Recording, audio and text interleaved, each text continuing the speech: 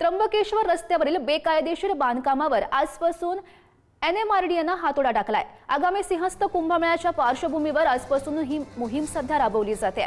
बांधकाम पाडण्याला स्थानिकांनी तीव्र विरोध केल्याचं आपण बघू शकतोय। पिंपळगाव बहुला येथे व्यावसायिक आणि शेतकऱ्यांचं आज मोठं आंदोलन बघायला मिळत आहे। रस्त्यावर उतरत आज हा विरोध केला जातोय।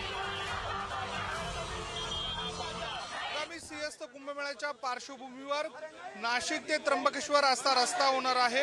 6 पदरी होणाऱ्या या रस्त्याच्या पार्श्वभूमीवर NMRDAच्या माध्यमातून जे अनधिकृत बांधकाम आहे त्यावर हातोडा चालवला जाणार आहे।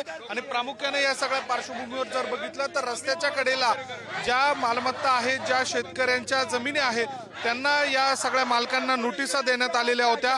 त्या सगळ्या पार्श्वभूमीवर या सगळ्या शेतकऱ्यांसह इथल्या ग्रामस्थांकडनं विरोध दर्शवला जातोय। आणि या सगळ्या पार्श्वभूमीवर सरकारकडनं जी कारवाई आजच्या दिवशी केली जाणार होती त्याला विरोध दर्शवला जातोय। आपल्यासोबत स्थानिक आहेत, काय नेमकं तुमचं म्हणणं आहे? विषय असा आहे, आमचा PWDच्या रस्त्याला अजिबात विरोध नाही। पहिले हे तुम्ही मीडियाने सर्व दाखवा, ते मिसअंडरस्टँडिंग करताय।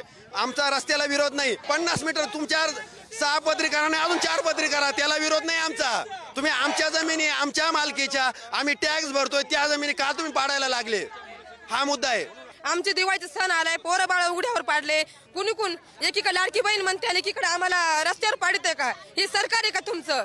पूर्ण विरोध आहे आमचा। अजिबात आम्ही हलू देणार नाही। आमच्यावर रस्त्यावर, आमच्या अंगावर त्यांनी JCB घालायचं आणि मग आमचं घरदार पाडायचे।